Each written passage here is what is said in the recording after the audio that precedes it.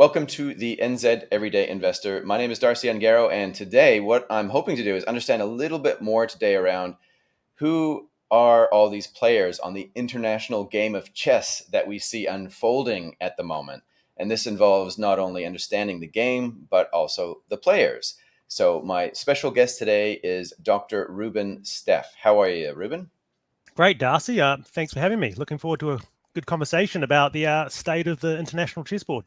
So am I. Now, for those that don't know you, you've got a PhD in strategic studies.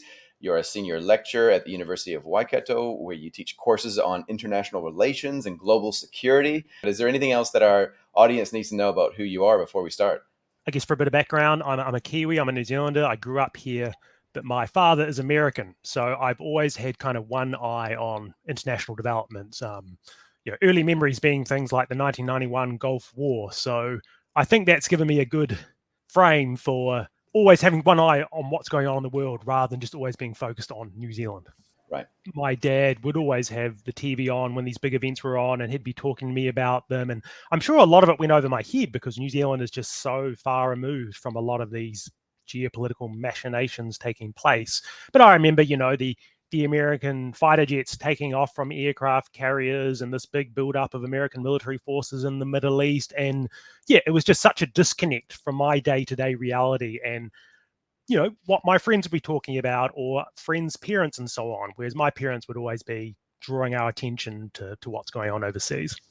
Yeah, that's right. It's bizarre, isn't it? Because I think of war these days as something that's old-fashioned.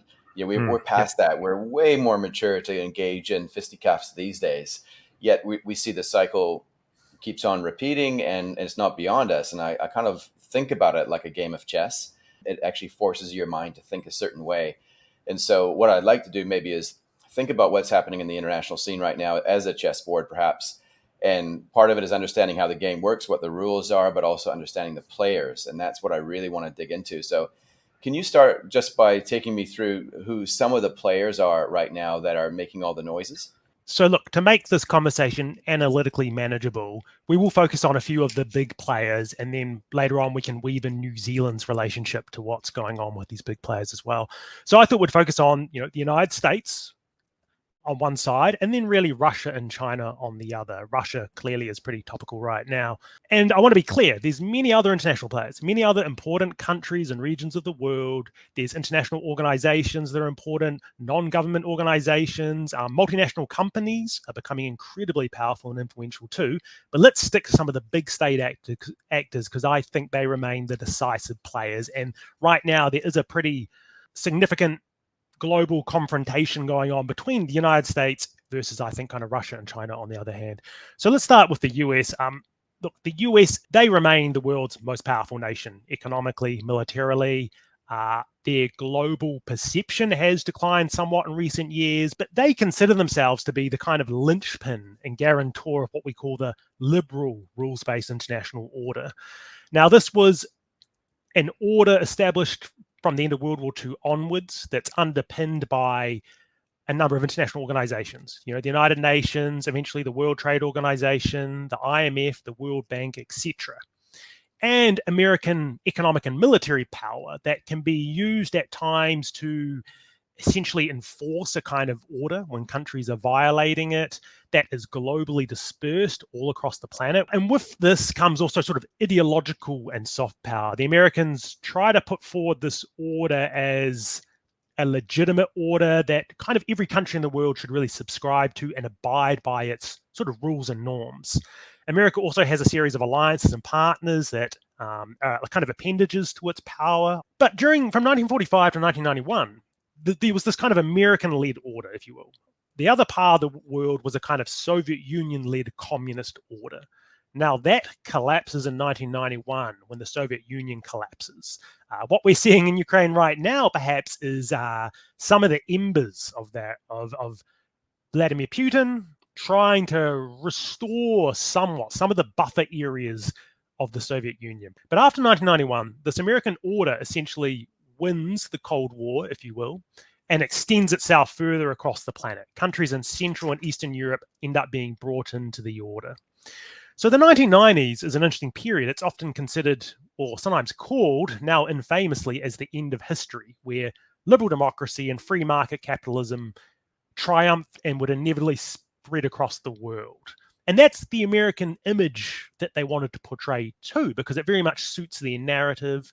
It suits the objectives in the world, that is, for this kind of global series of Republican liberal democracies that can all trade with one another peacefully, and so on and so forth. But what we're seeing now is history has now returned. But the Americans is essentially the kind of linchpin, the underpinner of the Western world and the liberal rules-based order. China, and we'll get to Russia in a minute, China is now a rising power, right? They have a different view of the order. They were not part of the creation of the liberal rules-based order.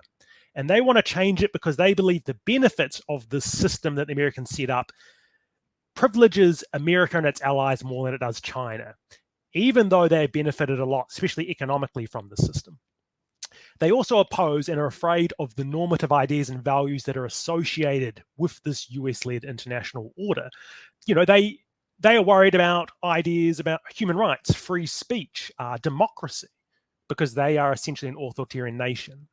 And this rules-based order, this liberal order, could kind of break down the barriers, if you will, into China, and these ideas could spread into China. That's why they've erected a kind of great firewall. That's why they are pushing back and starting to try and recalibrate and perhaps create their own parallel order. But it's really important to realize that any country can disagree with this order, right? Take North Korea, for example. It clearly disagrees with the American order, but it hasn't got enough material power to fundamentally challenge it. It can throw its toys out of the cot. It can shoot missiles every now and then, but it hasn't got a massive economy. It hasn't got a massive military that can really push its influence and sphere outwards. Whereas the Chinese can do that, and they have been starting to do that soon. If we look at when things kind of started to change for the U.S. in particular, what was could you point to any one particular event where it looked like the U.S. was starting to decline, at least in the view of the other players? Yeah, so when we say decline, we really mean a relative shift in the balance. We don't mean an absolute shift. We don't mean suddenly China is more powerful than America, but we mean that, America has continued to grow okay in recent decades, albeit, kind of 1 to 2, 3% per GDP per year, but China's been growing by like 8 or 9%. But to identify a point, I think there's a couple actually we can identify. One would be the American invasion of Iraq in 2003.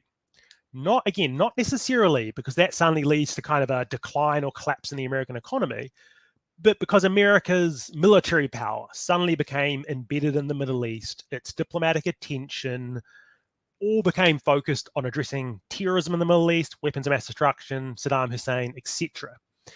That led to kind of an imbalance of power militarily, where the Chinese could therefore kind of rise in East Asia unimpeded. The Americans just were not really concerned what was going on out there. All their attention was focused on the Middle East. So in retrospect, the invasion of Iraq is considered one of the greatest geopolitical disasters America has ever made. One of the greatest worst geopolitical decisions. I think the financial crisis of 2008, 2009 also, again, was not necessarily a turning point, but really revealed there were some problems in the American economic system, and that could then reverberate throughout the entire international economy.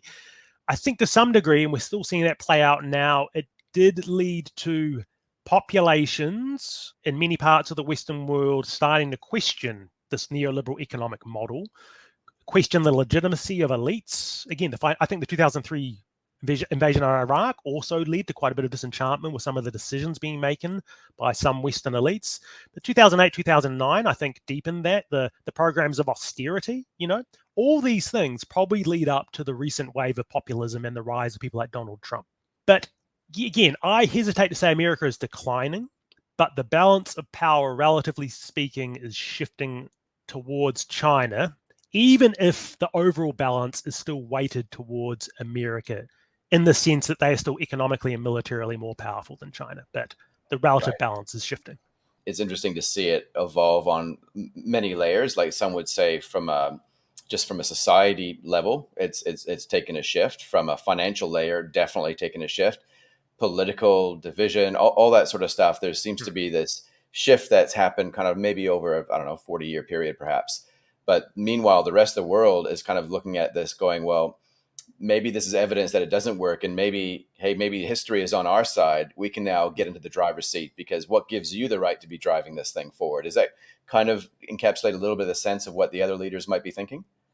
Absolutely. And look, that's the vision being put forward by Xi Jinping in China, where he's a few times in recent years, he said, look, we want to be the leaders of globalization. We think America has kind of given up its responsibility. It's failed. It's started to turn inwards to some degree.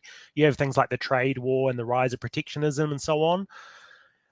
You can also think of countries that maybe are sort of hedging their bets a bit, in parts of Africa and Asia. They may be, whereas 10, 20 years ago, they would have been looking at the United States and going, well, okay, they're the future. They're the most powerful nation. We should be kind of calibrating our economic system towards a free market, neoliberal model, and maybe towards liberal democracy and so on. They can now look towards China and say, well, actually, there's this other major power over here that, well, they can give us aid, loans, infrastructure, trade with us. They don't ask any questions about our human rights record and our system of government. And they may be the future, and maybe we should model ourselves in their image. Yeah. Okay, Reuben, so let's get back on track, though. So in terms of the players, we know that there's certain political leaders out there, and they've got their desires. They probably grew up as kids dreaming about one day they would make a difference for their country. I don't know what they think like, but now let's maybe flip on over and talk a little bit about the game that's being played right now. Why don't you set the scene for us? What are we looking at right now? Sure. So I think the way you put it earlier is a good baseline way of thinking about international relations. And that's where it's essentially a kind of chessboard of amoral actors pursuing their interests. And I'll get on to why this is important later on, but basically in my field, we have different theories that are tried and tested and have existed now arguably for thousands of years. They haven't existed as substantive sort of quasi-scientific theories, but the ideas have been there and the patterns of international behavior played out over and over again. So you can go back to Thucydides, an Athenian historian and general that was describing the Peloponnesian War. Fast forward to Machiavelli, then to Henry Kissinger and a bunch of other writers in the 20th century. And again, what do they see? Well, they see these patterns of international competition between nations, eventually leading to war. Now, that doesn't mean inevitably there's going to be a war tomorrow, but history tells us there probably will be more wars in the future, even if nations don't intend for them to be wars. Because there's paranoia, there's fear of the future, there's concerns that other states that are engaged in military buildups might, even if today they don't intend to use it for aggressive and expansionist reasons, 10 years from now, it could be a different government in power. The international environment might be different. The opportunities might be different. And they could therefore change, right? Because countries do change over time. There's no permanent stable balance of power between nations. What happens in the 20th century is this thing called realism comes along, a theory of international relations. And it has its own concepts, it has its own variables, and it can be tested in relation to historical conflicts and contemporary conflicts. And I'll just play out and explain some of the key concepts. It's things like national interests, ignore morality, focus on what a state's interests are and what their actions are. This is because leaders in the international system, they don't have the freedom to pursue their own sort of domestic moral values, if you will, right? Like me and you, Darcy, the rules by which we play domestically in New Zealand, I'm hoping both of us are fairly trustworthy. We probably don't bully and punch people and take their goods and property, right? We also don't do that because we have a government, we have a legal system and a police force. Now, internationally, that doesn't exist, right? There is no world government. There's things like the United Nations, and sometimes countries like the US and allies play a kind of quasi-international police role. But generally speaking, there's no world government that can decisively all the time ensure that there is law and order imposed across the countries of the world. So that means internationally, leaders must pursue national interests, and they must not confuse their own personal morality with there being kind of an international morality. So there's a kind of Machiavellian sense in realism here, where behind the scenes, leaders are essentially kind of calculating and pursuing their national interests. And we can apply this to, Putin, Xi Jinping, Biden, Trump, or whoever. We also assume in realism rationality on behalf of the actors, right? And now one way to think of this, and why this is kind of helpful, is it allows us to create a theory and test it. And when leaders or nations act seemingly irrationally, we can then go, okay, why is that the case? It may very well come down to domestic political constituencies or interest groups. It can come down to miscalculations. It can come down to bad luck too. Just like in our real life, me and you can be the most rational people in the world, Darcy, but sometimes we literally just have some bad luck. It's the same internationally, but we assume rationality on behalf of the players. They're thinking through their cost v benefit, right? And that goes for Putin right now in Ukraine, right? We're not quite clear, not quite sure what's going on there. He may very well be making things up on the fly, but he is scheming to think, how can he hold on to power? How can he achieve his objectives vis-a-vis Eastern Europe, NATO, and the US? And he may very well be making the strategy up on the fly, but still, he's thinking through cost-benefit analyses as he goes, we believe. That's kind of like saying, when we look at the world through our lens, we do have this huge cloud, right? We're looking through a lens of morality, and we're trying to almost overlay it on these other people. But like what you're saying before is that we have to kind of move morality aside and actually genuinely crawl inside their head. Forget the fact that every James Bond movie you've ever seen usually has an evil Russian accent somewhere in the mix. But that's kind of clouding our judgment. We have to kind of remember that these are people in different countries, different contexts that have their own pros and cons and cost benefits, right? So it's really important to kind of keep that in mind, because I think if you look at it through our lens, it's just hard to really get what the heck is Putin thinking right now. Yep. But it goes deeper than that, doesn't it? And bear in mind, he doesn't want us to know what he's thinking.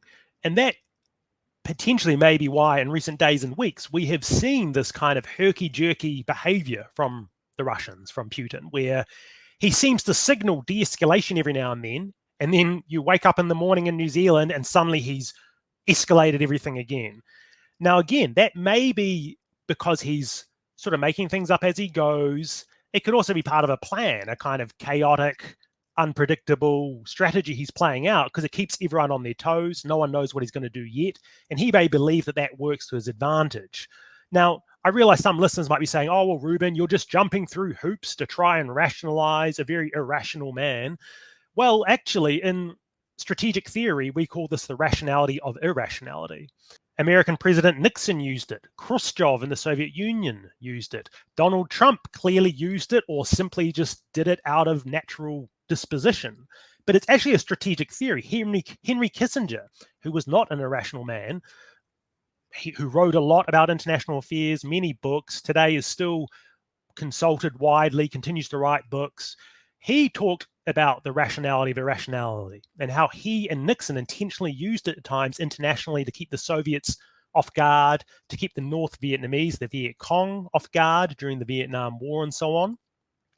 And also bear this in mind, to get to the top of a nation like the United States, Russia, China, etc., it is a brutal, cutthroat battle, right?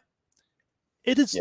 It's very difficult to scheme and maneuver your way to the top of one of these nations without being fairly good at manipulation, with creating, power blocks around you, without dividing and conquering the opposition and so on. So I find it quite hard to believe in the Western media where we hear this or that leader is insane or crazy. I generally, like you were saying, push that aside, push the kind of moral biases aside. They're normally playing a hand out, and they've been fairly successful at doing it. That's why they are running a country. If you are unsuccessful, you would not get to that position.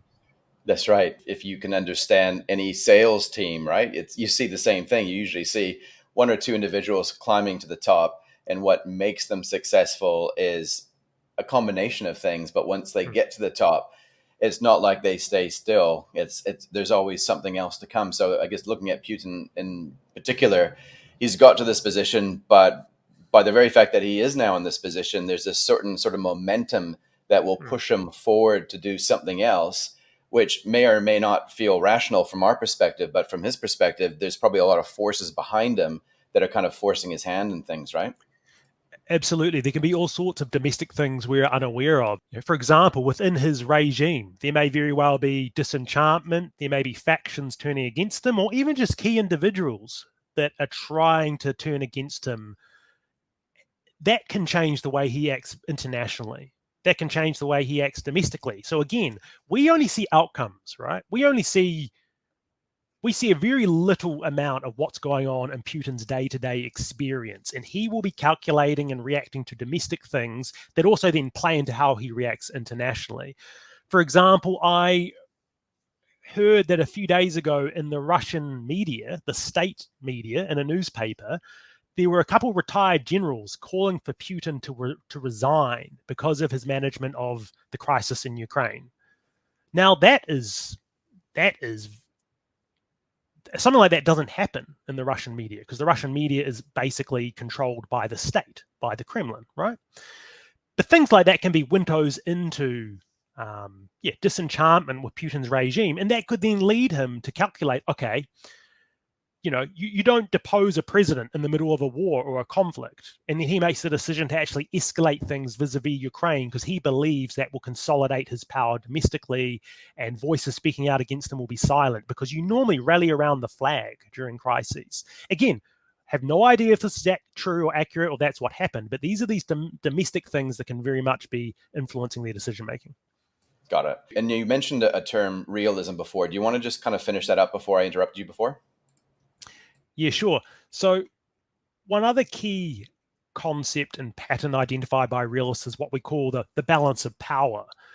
Now, the balance of power can be simply, we get two countries, we look at their economic and military power and compare them, and we'll actually do that soon. But the balance of power can also refer to this semi-automatic process whereby whenever one country rises to predominance in a region or the world, inevitably it leads to a counter-reaction of other nations aligning to pull them down, to rebalance, establish a balance back into the world. Now, that can happen even if there's a threat of a nation coming to predominance.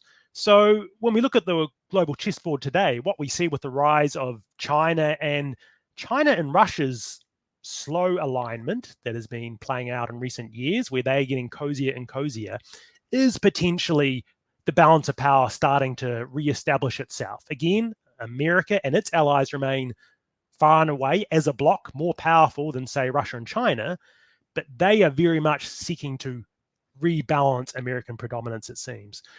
So the final thing I'll say about realism, this comes back to individuals, is that we sort of assume individuals do not matter that much, that they essentially play the hand they are dealt. So, for example, Jacinda Ardern in New Zealand, her foreign policy is actually not very different to John Key, the previous national prime minister.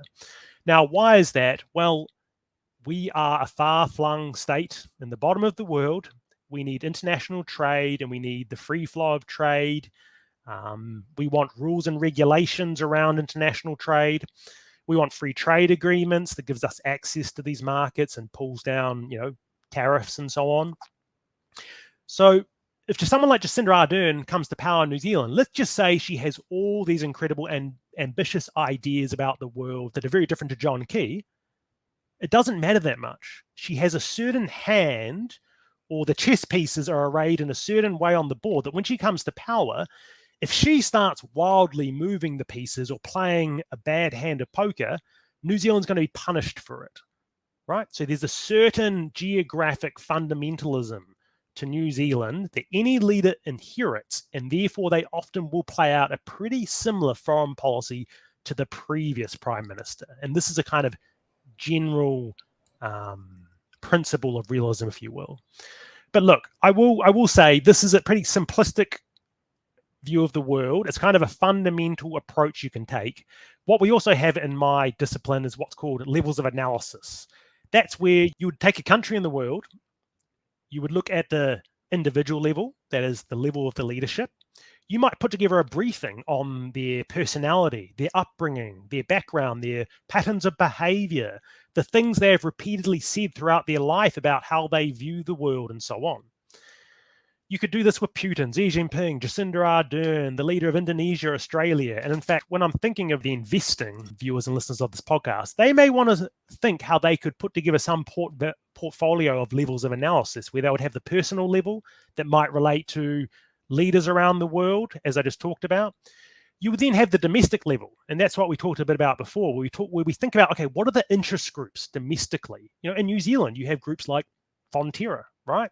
A massive major international company that has certain international interests and therefore has certain interests in terms of the economic rules and regulations in New Zealand, and will be putting pressure on any New Zealand leader to, probably have a low tax economy, a deregulated economy, and so on. There are some economists, no doubt, that could go into that more than me. So you look at, again, the domestic forces around the leader that constrain them and influence them.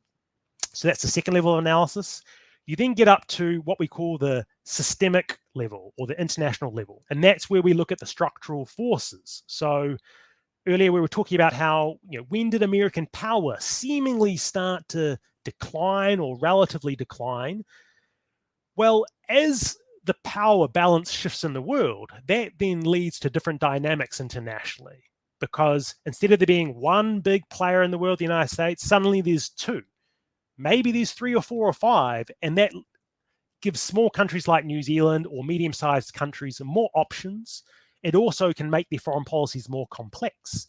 Take New Zealand, for example. We very much are seeking to kind of balance and moderate our relationship between China, our largest trade partner, with Australia and the United States, our largest security partner, at a time when their relationship has very much been deteriorating.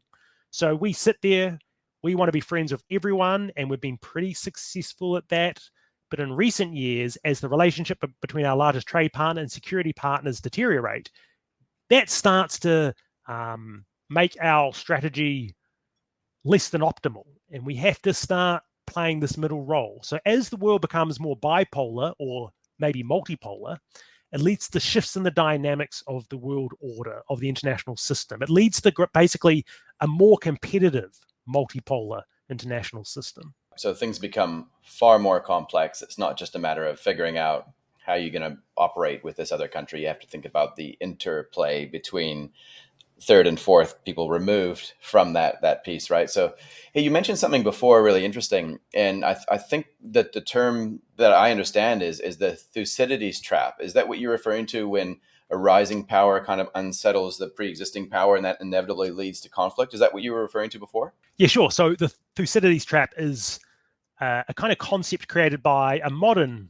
American political scientist, Graham Allison, but it's based upon the dynamics that the Athenian historian and military general Thucydides identified in the Peloponnesian War 2,000 years ago between Athens and Sparta. And that was that Sparta, which had been the most powerful nation, its fears over simply the growth of Athens' power led to a war between them.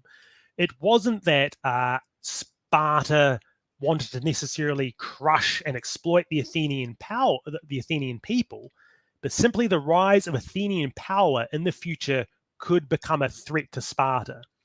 Therefore, it leads to paranoia. It leads Sparta to build up its military power.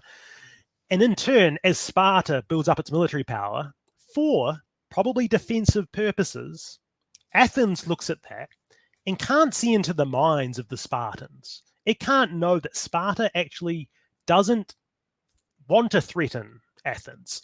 It has to assume, based upon the growth of Sparta's capabilities, that those capabilities, even if they're not a threat today, they could become a threat in the future. That then leads Athens to build up its military power that Sparta then sees as potentially threatening, even if the Athenians don't intend it to be threatening. And you then just overlay that onto the US and China competition, right? Where the Americans for years have been saying, China, we're not a threat to you. Please trade with us. Please keep your military small. But we believe in this liberal rules-based international system. If we all play by the rules, everything's going to be fine. But China can simply look at America and say, well, why do you have this massive military industrial complex? Why have you surrounded us with military bases and allies that are opposed to us?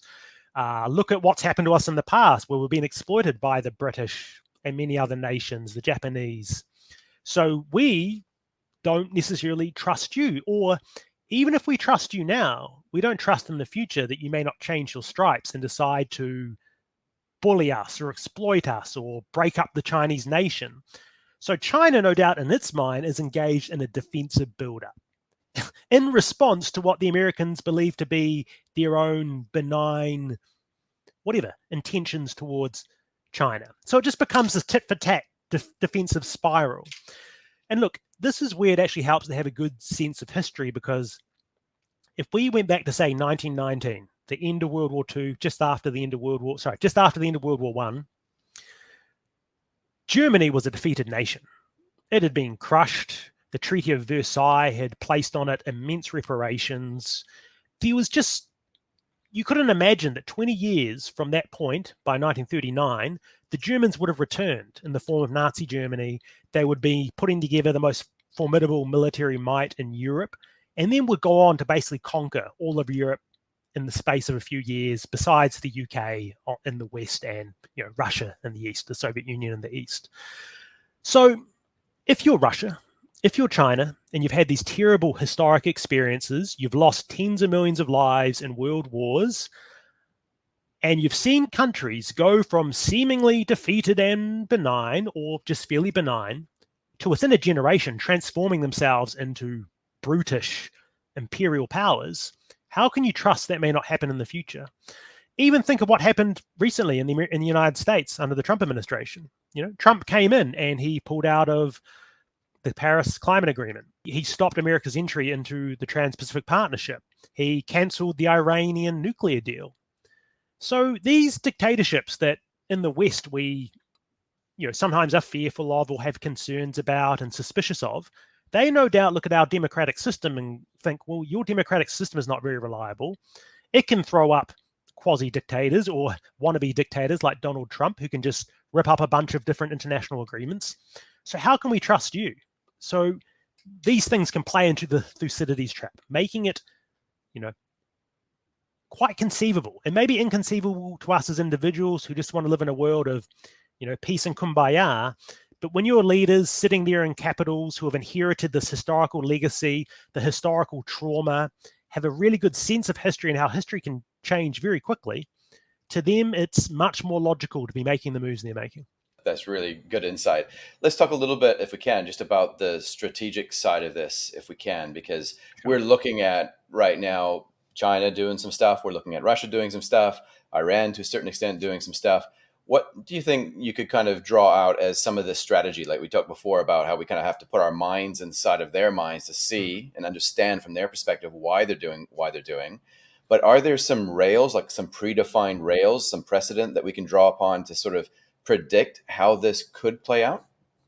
So I think it helps to go look at actually what the experience of Russia and China in the last 100 years, where Russia under the Soviet Union was the most powerful and the largest extent of its geographic spread that it's ever had.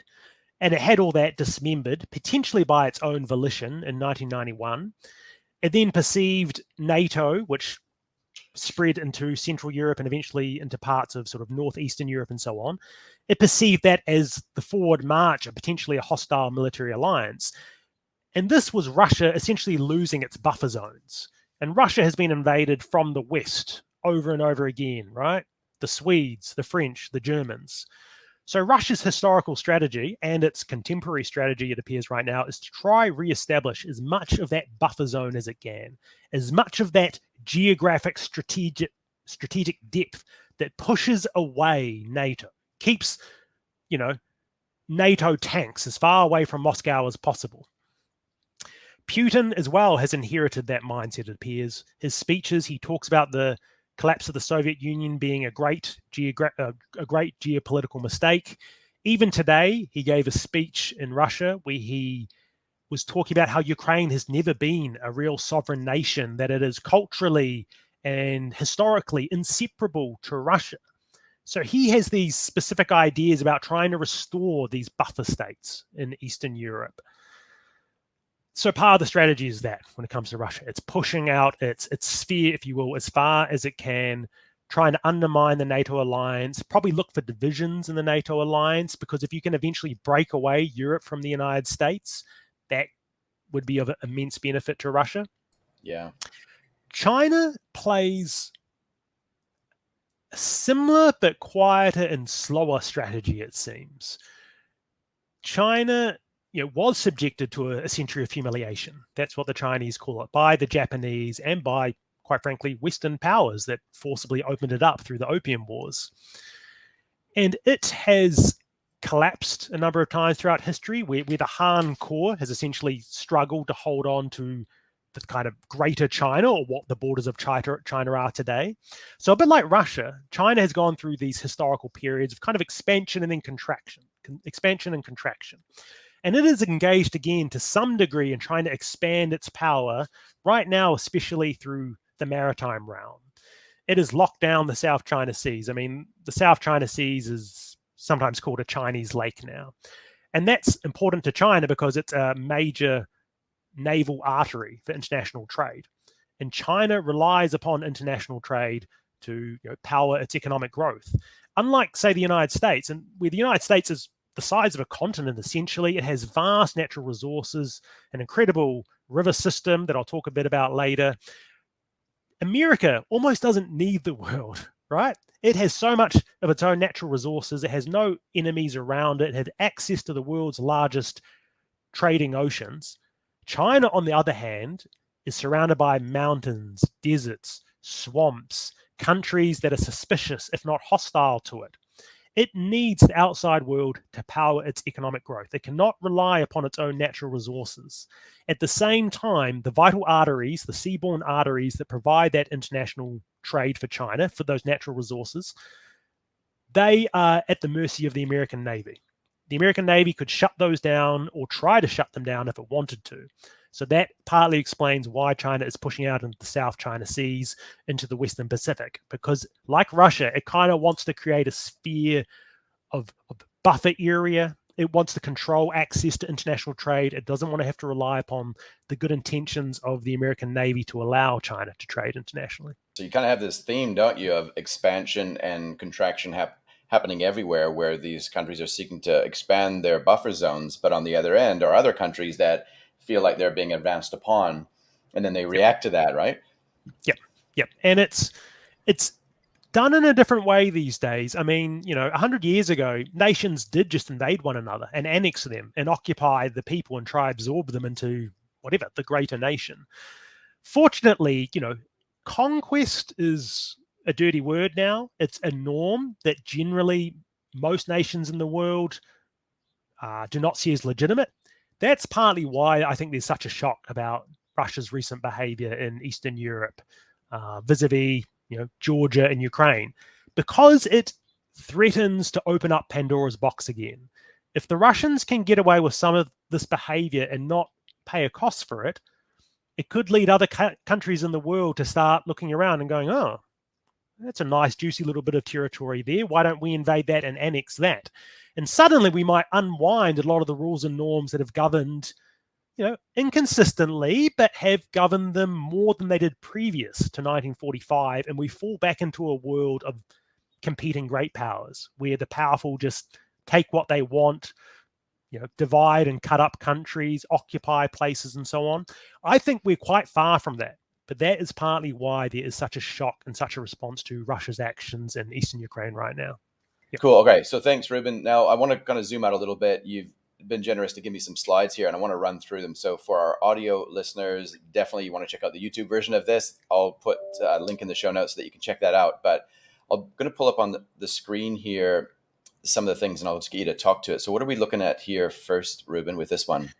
Sure. So we're looking at a graph of nominal GDP of selected countries, just showing how the size by GDP of a number of nations here, the US, Japan, China, and India, has changed from 1990 through to, the 2020s, but it then goes out to 2035. Okay. So it's also got a bit of a projection and a forecast. But what I want to illustrate here is that basically look at the year 2000. So for those people that can't look at this, in the year 2000, America far and away has the largest economy in the world of about $10 trillion. The the Chinese economy is negligible.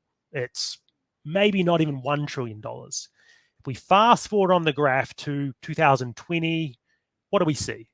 Okay, America's economy is roughly doubled in size, but China's economy has gone from being almost non-existent to something like $15-16 trillion. So its economy has expanded 15 times, whereas the American economy has just doubled once. Yeah, the rate of acceleration is phenomenal, right? From 2000 onwards, it's just taken off like a hockey stick. Yeah, and that then gives China a lot of resources to play around with, right? If China was subservient and not willing to push its interests in an assertive manner, it may just keep all this wealth and choose to trade in a very benign fashion with the world, which on trade maybe it kind of does. I mean, there's some qualifiers there we could go into in terms of actually throwing some of its trade weight around. But regardless, what it may not do in that scenario is not use its trade, its wealth to build up a military. So on the next slide, we see the top 10 largest military spenders in the world. The largest one in 2020 was the United States with $778 billion. The second largest is China with $252 billion. And then we have India there, it's third with $72 billion, and Russia, which is fourth with $61 billion. But regardless, in terms of the military balance, the US is still the largest one by a good mile in 2020, but China is up to $252 billion. So again, like China's economic growth, this graph shows us the growth in Chinese military spending. If you go to 2000, you'll see on the dark gray bar, China's military spending, very, very small in 2000. What do we see by 2020? That as its economy starts to explode, its military spending starts to explode with it too. And again, they're still, in terms of the total expenditure, quite far behind the United States. But that matters less than we may think, because America has a global military footprint, whereas China can focus all that military spending on certain priorities. Now, I'm simplifying to some degree, but it can, for example, chuck a lot of that military spending into its navy. And then it's only really focusing on one theater, the Western Pacific, and pushing its military force out there. Whereas America has this global military footprint it has to pay attention to. It has to pay for much higher salaries than Chinese salaries. It has to pay for more expensive military equipment because it's more sophisticated than Chinese equipment, although China is catching up. So do you take what I mean? Whereas America is watching all these different regions, deploying military forces in all these different regions, China can focus its small military budget on one region and focus on trying to sort of flip the military balance there.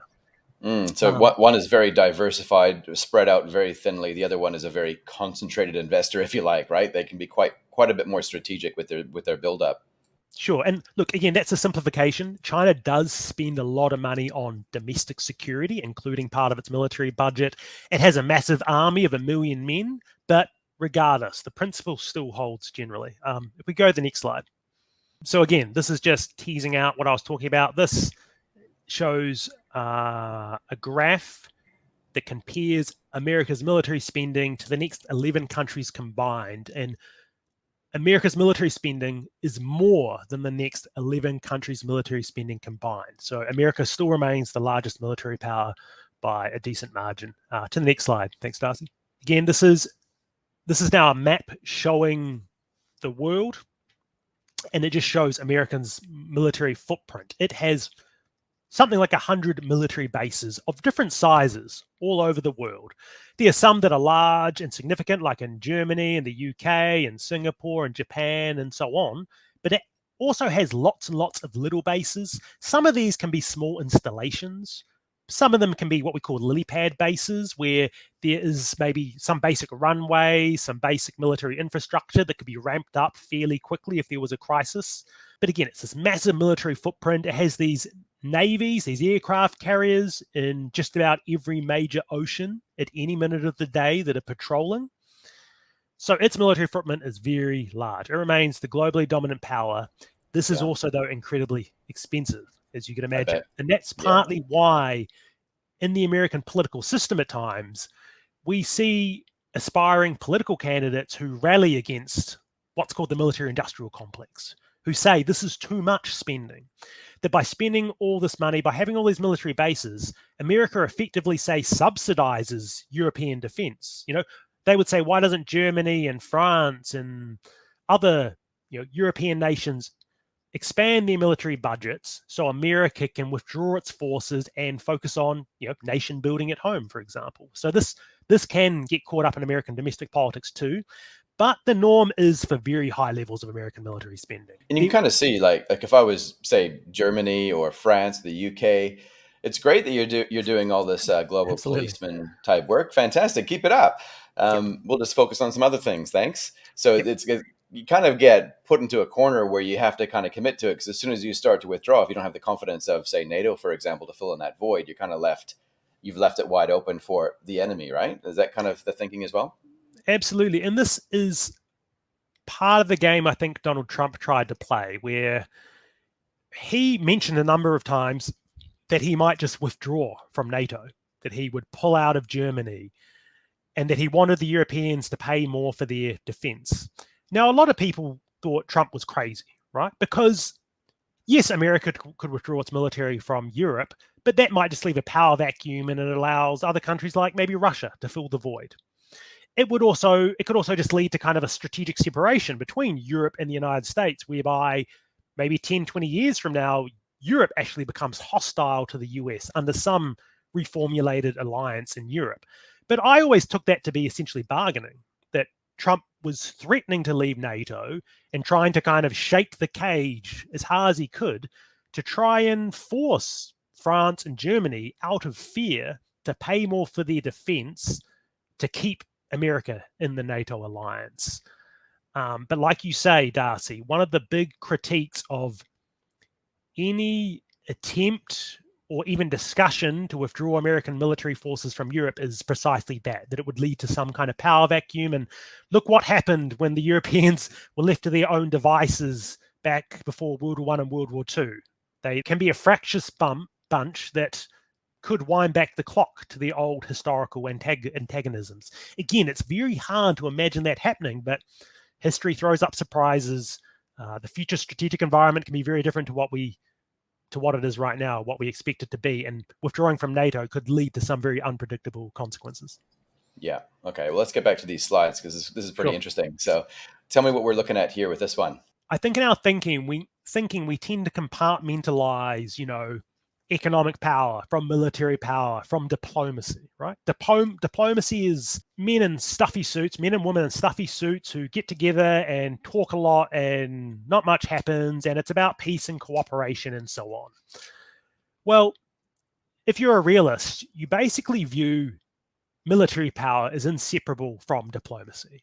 So again, if we look at Ukraine right now, in recent days and weeks, there's been some shuttle diplomacy.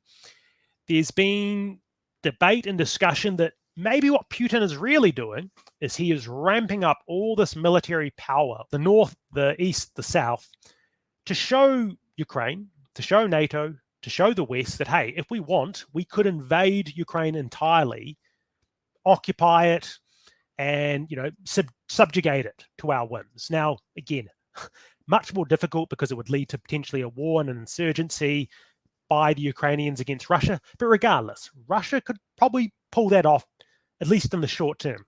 What Putin may be doing is simply making these decisions with diplomacy in mind, because eventually he knows if he gets to the negotiating table and he can show NATO and the United States, hey, look, we have surrounded Ukraine on all sides. We want some major concessions as it relates to the European security architecture. And if we don't get it, we'll invade. So this is what that slide points to, that there's this idea that military power, can be an appendage of diplomacy. It can be the threat that lays in the background. I think it was Roosevelt who said, when it came to American diplomacy in relation to South America, that we should speak softly but carry a big stick. We should look to make agreements and have negotiations with these countries. But if we don't get what we want on key strategic issues, hey, we have the Navy offshore that can come in and help Gotcha. Yeah. Help other countries see their way to the right side of things. That's right. And it's an interesting tactic, though, right? Because either way, they get what they want, don't they? Because they could either go this way and they win, they go that way and they win. Because if he gets people around the table and asking for major concessions, then that's a victory. If he works with people inside to seek freedom from Ukraine, he's winning. If he takes over the whole country, he's winning. I guess the only option is just to turn around and go back and just not talk about it ever again. That would be losing. But everything else is probably a pathway to winning of some sort, right? Sure. I mean, it is.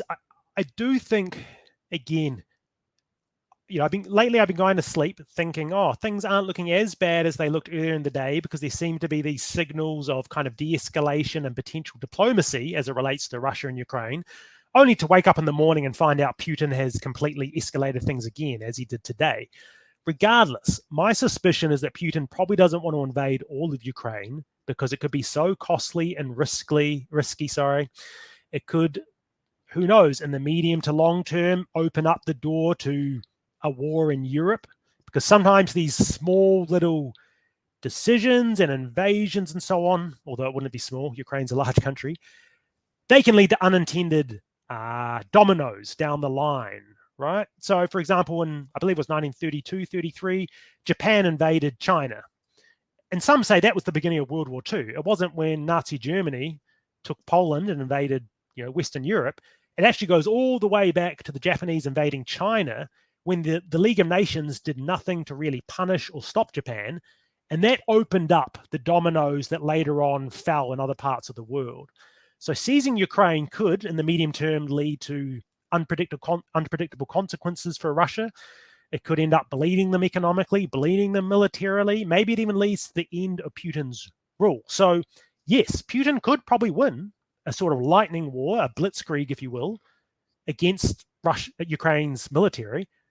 But I don't think he wants to, because the medium-term implications are impossible to determine, and they could be very costly. But he can still show his negotiating partners, France, Germany, blah, blah, blah, that he can do it if he wants. It's the confidence, right? Like if they feel emboldened by some sort of success at a certain level, it's what happens next if this goes according to plan and well, whatever that plan is. If there's success in some way, I guess there's that possibility that they keep on going and they get confidence from that, and they make another move which could be far more significant, right? Yes, and you got to realize in these situations the strategies can be fluid. I mean, that's partly why when the parts of the Western media say this leader is crazy or irrational, well, no, I mean, often they're just making things up as they go. They're responding to different forces and drivers. They might respond to a miscalculation by making you move somewhere else. They might be distracting you from something else they're trying to do. There can be games within games here. Okay, so let's get back to some of these slides. So can you explain to me, Reuben, what we're looking at with this slide here? Sure. So this is a slide, again, showing the entire map of the world. And it essentially shows America's allies and major partners. And what you have is NATO, which is 28 European nations, plus Canada. You then, out in the east, you have 17 major non-NATO allies. So that includes Japan, the Philippines, Thailand, Australia, New Zealand. We're not formally an ally of the United States, but we are considered a major non-NATO ally. It means there's certain mechanisms of cooperation between us and the NATO alliance that are only afforded to major non-NATO allies. It's a weird terminology that we could perhaps get into in the next podcast. But yeah, it basically means there's certain mechanisms of cooperation with NATO that we have that ease our interoperability and workings with them militarily at times. Right. But what I want to point out through this picture here is that we think about American power, most powerful economic military power in the world, but this power is augmented by these other alliances America has throughout the planet. It has created. America basically never goes home, you could say. When it wins a world, it tends to turn those countries into allies. The NATO alliance has expanded after the Cold War into Central and Eastern Europe. America still has military forces in Japan, the Philippines, and so on.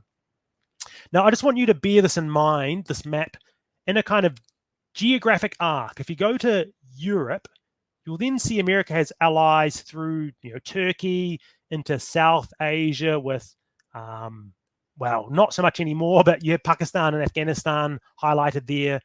Then into Southeast Asia, up into Northeast Asia. Okay, so there's kind of this arc of allies throughout Eurasia, excluding Africa from this big continent here. Now flip to the next slide. So we're getting into very macro geopolitical territory with this slide here. Again, for those who are listening and can't see the map, it's a map of the world that shows Eurasia, kind of Russia, Siberia, China, Europe in the center of the map. And this goes back to a geopolitical conception of the world by Halford John Mackinder. He wrote in 1904 what he calls the geographical pivot of history. And he said the Eurasian landmass, because it contains more than 50% of the world's natural resources, if any nation or alliance of nations can ever dominate Eurasia, they can essentially dominate the planet. They can generate the military power to conquer North America, the kind of outer states of Australia and Southeast Asia and Africa. Therefore, it is the responsibility of the United Kingdom, according to Mackinder in 1904, but we could then substitute in the United States for the United Kingdom later on, to make sure that Eurasia is never united under one power, right? The United Kingdom has to divide and conquer Eurasia. Perhaps at times it has to engage in calculated military invasions and so on. And this partly kind of encapsulates America's strategy as it applied to the Soviet Union during the Cold War. Because after World War II, the Soviet Union emerged as this behemoth across Eurasia. It then made an alliance with the communist China in 1950. And suddenly it seemed like the kind of heartland, Eurasia, was essentially falling under the dominion of the Soviet Union. And if the Soviet Union could push out its military power into Southeast Asia, India, Japan, Western Europe, it would control the world island. And from there, it could control the planet.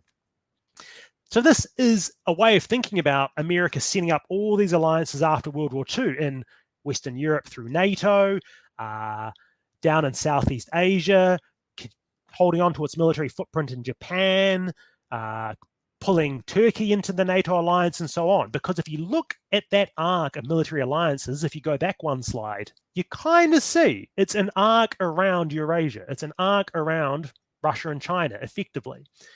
And even if American leaders are not even aware of this, they don't on a day-to-day basis scheme about how they're going to divide up Eurasia and how they're going to make sure the Eurasian powers can never unite. It's kind of a default grand strategy that the Americans have to play to make sure no state or alliance can ever conquer that entire territory.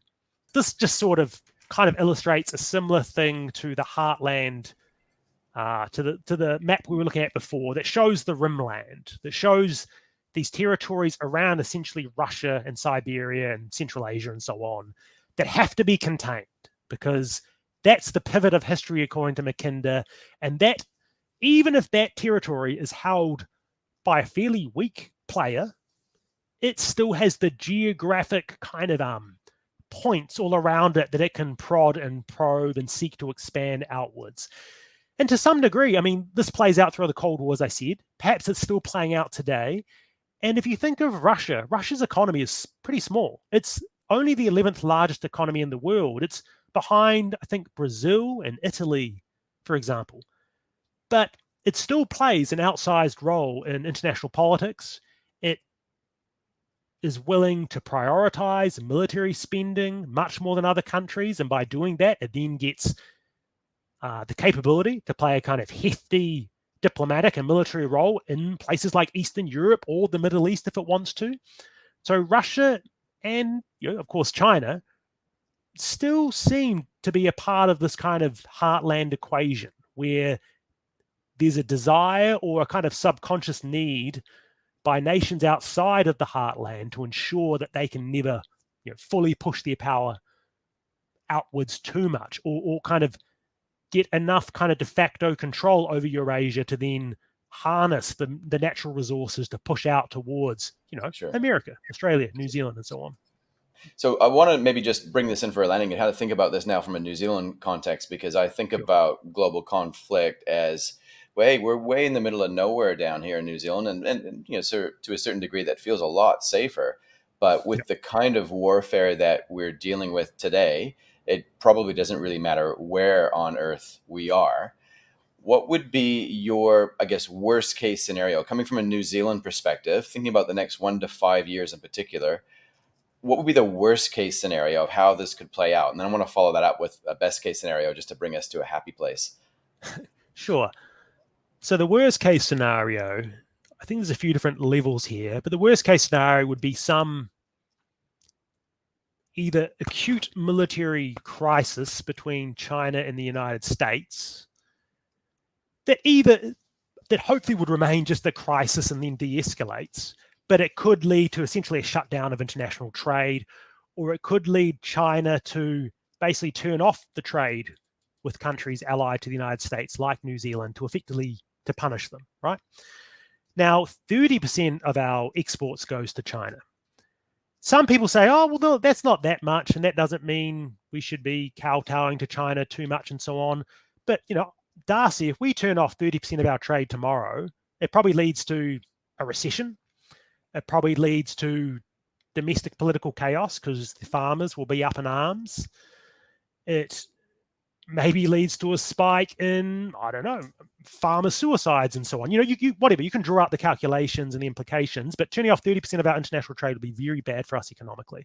So some military crisis, or God forbid, a war, is the worst case scenario for me that leads to our relationship with China completely collapsing, maybe leads into a new Cold War, even hot war between essentially China and maybe its allies like Russia and the United States and its allies. And suddenly we go back to a world of two major camps that are heavily military mobilized, and we have this new Berlin Wall forming around the world that is both a military Berlin Wall, but also a digital Berlin Wall that I think we could get into in another podcast, where we have two separate internets essentially forming, where data does not cross between a separate China block and American block, and we are forced or compelled to choose one of those blocks, and it leads to significant costs in doing so.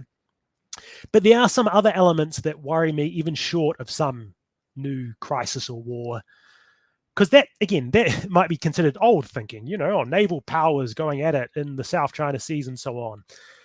But I'm a bit concerned about what I see in terms of New Zealand society. You'll be well aware of the protests in Wellington right now, where some of the political and social polarization that has occurred in, say, the United States may slowly be coming to New Zealand. It may not be here with such intensity yet. It may not have so much, the polarization may not be fully fleshed out, but I'll be concerned if we start to see the rise of kind of a populist movement in New Zealand of sorts, if we see more and more misinformation and disinformation, where instead of just a few percent of New Zealanders that are getting pulled into these information echo chambers online, we're starting to get 10, 20% of Kiwis being pulled into these scary information echo chambers. And we start to get a real severing of New Zealand's domestic political society, because that's what seems to have happened in the United States. To me, that would be a worst case scenario. If 5 years from now, our government is fairly non-functioning because it's become so polarized and there's such vitriol and anger and hatred between different political wings. I don't think we'll get to there, because I think there's a few things about New Zealand that make us very different to America. We also have a small population, and that tends to help. Many of the most successful countries in the world have small populations. It seems to make things a bit easier to manage, and perhaps doesn't lead to the critical mass of groups within the countries that can then really spread their ideas and sort of lead to greater levels of polarization. I guess another worst case scenario would be if the Western bloc, if you will, ends up collapsing somehow. The Americans, for whatever reason, do disengage from Europe. Russia is very successful, perhaps, in redrawing parts of the Eastern European border in its favor. Maybe Germany does some kind of major deal with the Russians and we start to see, a kind of German-Russian axis forming. Again, it's very hard to see in the next 5 years, but if we're talking about worst-case scenarios, about things rapidly changing, these are the kinds of things that would concern me.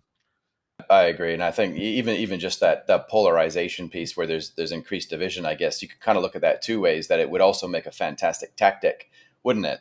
Absolutely. If behind all this was actually an enemy force trying to cause that division to weaken another state, right? So there's all these other interwoven little threads amongst this, and then when you look at the pipeline, natural gas pipeline, the German-U.S. thing, it's not, the German-Russian thing, that's not so far-fetched either. So there's a lot of things, but every day that we go to sleep and we wake up the next day and there's not a step closer towards it, then I guess it's a step closer towards de-escalation. Would that be a fair assessment? Yes, but I've thought that almost every day for the past couple of weeks, where you go to sleep and things are heating up or they're cooling down a bit, only to heat up again. What we could be seeing if we flip to the US and Chinese situation is a kind of de-escalation where things really seem to be ramping up in the last couple of years.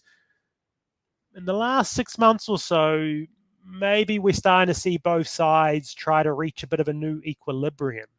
So there is, the potential that between the US and China we'll actually see a sort of progressive incremental de-escalation in the years to come rather than the recent escalation we've been seeing. And that to me is a bit of a best case scenario if you want to try going to best case scenarios. That's right. Take us to a happy place, Reuben. Take us to a happy place. Yeah, a happy place would be really the Americans and Chinese manage to moderate their competition in a fairly mature fashion that allows the rest of us to be good enough friends with all of them, that allows high levels of international trade to continue, that ensures we don't start slipping more and more back into a world of kind of quasi-deglobalization in the trading space, that suspicion decreases. Maybe we get new arms control agreements, we get new annual meetings of, American and Chinese military officials and senior leaders. That's a good place. A good place is also politically we are able to deal with the major global problems that, quite frankly, we've completely not talked about in this podcast. We've tried to keep, I think, a pretty strict view on the chessboard side of things, the kind of hard military security way of looking at the world. But look, there's climate change that's a massive issue we need to deal with. Space security, right? These are global commons that if the most powerful nations are not able to manage and the rest of us are not able to manage, we face significant consequences for coming years and coming generations. So making real progress on climate change, on shifting away from carbon intense technologies to either carbon neutral or green technologies, perhaps fusion energy. We're able to establish some rules of the road as it relates to artificial intelligence and lethal autonomous weapons. That is basically military robots that can just make their own decisions on the battlefield, because we are very near to that being a real possibility. They're already being employed actively in the economic space. There will hopefully certain breakthroughs and efficiencies, new devices that will come along that will transform our lives for the better. This thing, the smartphone, when was that? 2007? I'm still waiting for the next major technological advance that's going to change our lives. We all believe artificial intelligence and 3D printing, quantum, and all these other technologies are going to lead to those new breakthroughs, but we're still waiting, quite frankly. They seem to be bubbling away, but we're waiting for them to really make those big breakthroughs. But we can imagine that happening in the next 10 years, and some of those will be for the good, and some of those will be for ill. And some of those are going to have to be managed by the international community. I think a lot of us thought that the end of the Trump administration would lead to a sense of normality, but it doesn't appear to be doing so in the United States. And the more they're fractured domestically, the less they're able to play a responsible role in the world. China, well, hopefully, their assertive policies sort of decrease, or they reach sort of more agreements with the countries around them. on some of their geopolitical disputes. Maybe the Middle East sorts itself out and there's peace between the Israelis and Palestinians. Hey, it's not hard to... Stranger things have happened, eh? Yeah, You watch that space. absolutely. It's not hard to... Maybe 10 years from now, we'll look back at this period as this time of uncertainty and complexity, and we weren't able to see a lot of the green shoots, but actually things will have resolved themselves pretty well, and we'll be living through another kind of quasi-golden age. I recall you saying in our first conversation, Darcy, that some of the younger investors today struggle to conceive and really understand, that there may be war in Eastern Europe or in the South China Seas and so on. And that's partly because, probably like me, their formative years were in the 1990s when things did seem fairly good. I mean, there were some conflicts in Yugoslavia and Africa and so on, but it looked like we were in this new period of seemingly new permanent international peace. And right now, it just does not look like that's where we're headed. It looks like we're headed back towards a 1920s, 1930s scenario of powers essentially taking one another on and challenging one another. So hopefully 10 years from now, we'll look back and just say, okay, this was this uncertain period, a kind of a wobble period in international history, and that things have resolved themselves. Yeah. And we didn't even talk about COVID, which has only acted to accelerate a number of these negative trends. That's right. We'll pick up where we left off at another recording, but I really wanted to thank you very much for your time. Really generous in giving me these slides and spending some time on the phone with me as well, kind of just going through a few things has really helped my understanding. So hopefully that was valuable to our audience as well. So thanks again, Reuben. Awesome. Thanks, Darcy. Catch you later. Cheers.